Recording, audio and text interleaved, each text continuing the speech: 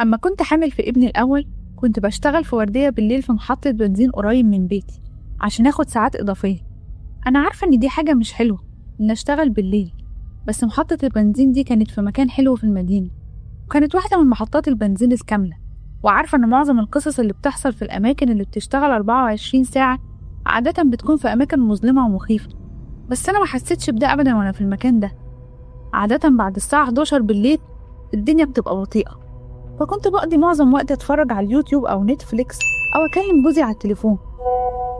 بالليل ما كانش بيجي كتير سواقين شاحنات يشتروا القهوة أو الوجبات الخفيفة، عشان ما كانتش محطة البنزين دي قريبة من أي طرق سريعة.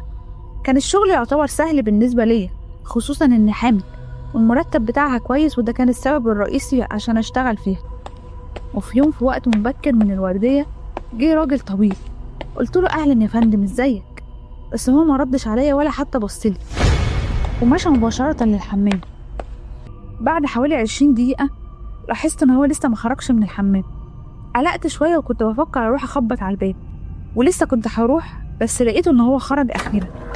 بصيت عليه في الوقت ده وانطباعي عن الراجل ده إن هو كان مجرد سواق ووقف عشان يدخل الحمام. عدى من جنبي تاني وما اتكلمش ولا كلمة، بس هو ما ركبش أي عربية وكأنه مشى جنب المبنى.